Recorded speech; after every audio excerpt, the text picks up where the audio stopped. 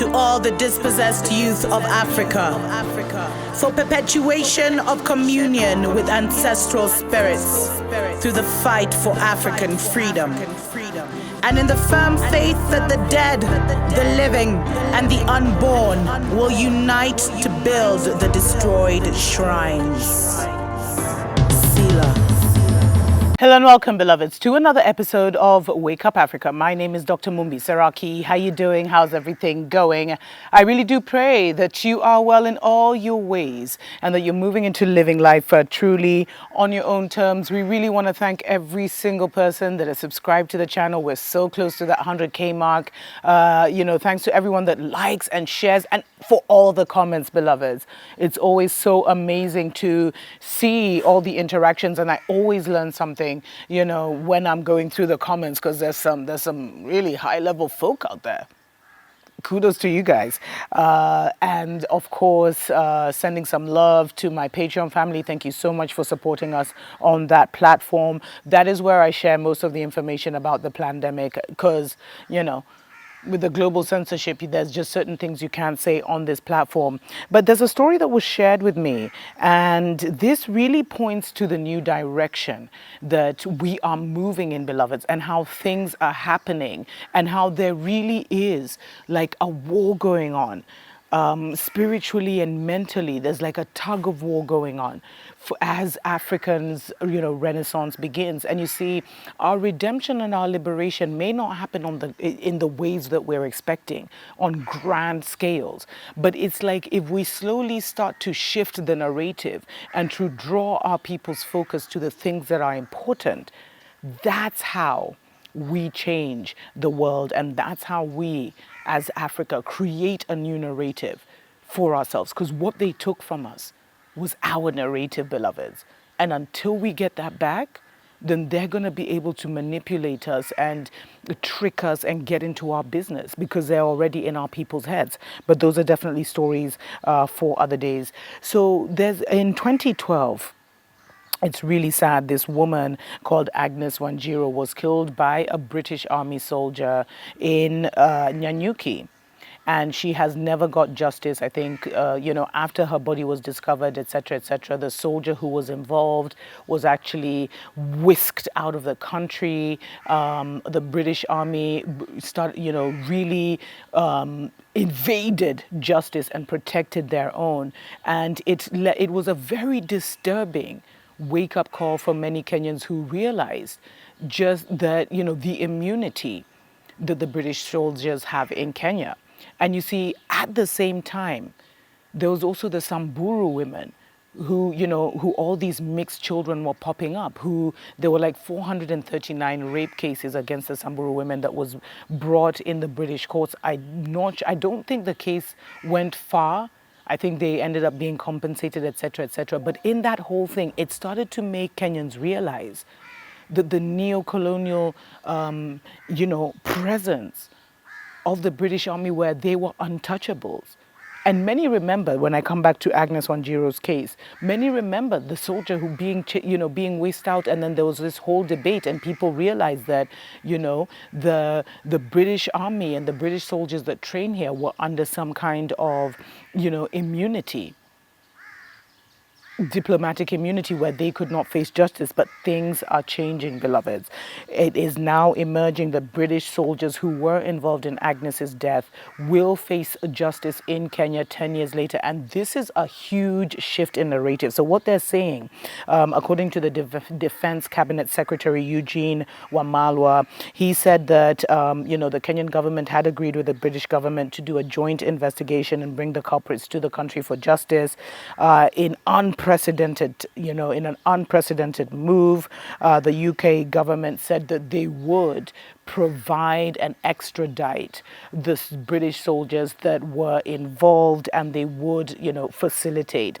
And the whole reason why this happened is because this story was brought back up into into the forefront of Kenya's minds recently. But at the same time, you remember, I don't know if you'll remember, I've been doing a few stories where I've talked about how Kenyans were kind of resisting signing the trade agreements and the defense agreements with the British government. Well, now the MPs, actually the members of parliament in Kenya, first good thing they've ever done, seriously.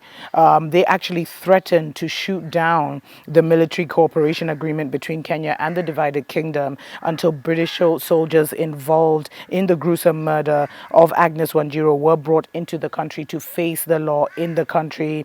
And, one of the MPs said there are reports that attempts by our police to get assistance from British soldiers has not been successful, including getting, DNA samples. And he went on to say, we will be pursuing any other officer who did not play his or her role. Obviously, where people did not play their role, there was outside influence. And so now another member of parliament, he's called Rasodido, he came out and he said, our greatest worry is a cover-up and continued attempt by commanders to whisk away culprits who should face justice. The issue of Agnes as a whole appears unique. I think that we shouldn't do it as to try to weigh the advantages of relationship vis-a-vis the lives of the people.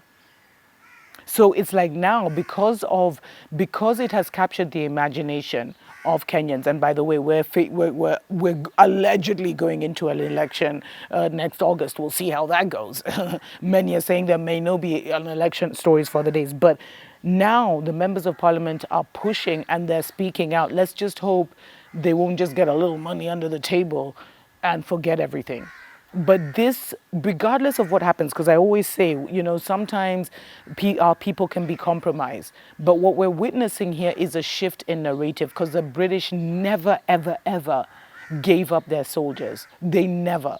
It's like the US as well. That's why the divided states never joined, the International Court of Justice, because they were just like, we'd never send any American citizen there. So that's like a betrayal to our citizens. So it's just massive shift in narrative. Anyway, let's take a short break. We'll be right back. Wake up, wake up, wake up, wake up, wake up, wake up, wake up. Wake up, Africa. Welcome back, beloveds, to Wake Up Africa. My name is Dr. Mumbi Seraki. Thank you so much for joining us today as we talk about a great shift in narrative. So much is happening, beloveds, and there are so many small wins that are happening. But if you're tuned into the Babylon propaganda, they will drown out the great things that are happening for us. And my greatest prayer is that we will somehow get a global melanated, news station, our own CNN, because that would be such a game changer for us, beloveds. That would be such a massive game changer. Because you see, the way they get our people is our minds first. They give a totally different story to what's really going on. And that's what mashes us up, and that's what gives them an advantage. But now, this is absolutely huge. And British soldiers will be brought to justice in Kenya. And there's so much that I've learned that is so crazy. Like, allegedly, let me just put that. Allegedly, there was a young boy who was hit by one of the British Army trucks. This was recently.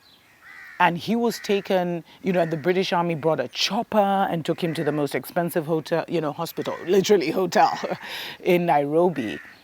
And the villagers, instead of being like, wow, one of our children was hit, and, having some kind of demonstration, doing something, some of them were actually like, oh my gosh, I wish that had happened to me. I would have been able to go to Nairobi, first class on a helicopter. Like, what an amazing experience that this boy gets. And the boy, I think he has like a broken leg and whatever. So it shows you also that the mentality of our people is so low, but it's been beaten down. Because those who have a revolutionary spirit have been totally, engineered into poverty. But those are stories for other days. And I believe that this is a huge thing. And for the cabinet secretary, he actually came out and he said that, his counterpart in the divided kingdom did make a statement on behalf of Britain, that they would cooperate, and he has committed that they were going to form investigations to ensure justice is served. Now, there are people who believe like nothing's going to happen. This will somehow be wiped under the rug. Bribes will be paid. It's 10 years later. And let me tell you something, beloveds. Many people don't know this, but spiritually, some people are so spiritually strong that you can't just spill their blood and get away with it. Their spirit will keep chanting for justice until it comes, because this is a vehicle. The spiritual world is where it's at. And when you lose this vehicle, it doesn't mean that you somehow also, lose the spiritual, you disappear in the spiritual world. You just stop being part of this game. But spiritually, you're still there, especially if something traumatic has happened to you. It's only the highest ones, anyway, I'll do a separate story on this, but it's only the highest ones who really get to leave here spiritually and physically. Many leave physically, but they're stuck here spiritually. I'll definitely do a show on that. But we're witnessing a change of narrative, beloveds, where the colonizer is being made to bow in many may consider a small way, but it's still significant. Where he has to now, listen to the voice of the government of Kenya, because they have so much invested here, they can't get kicked out.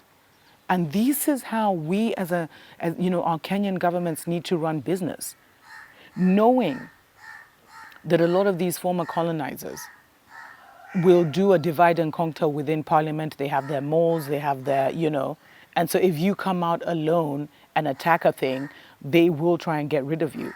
But if you act together as 300 members of parliament, as 400 members of parliament, which is really too many, but if you act together, then in that unity is your strength. Until next time, tuko pamoja.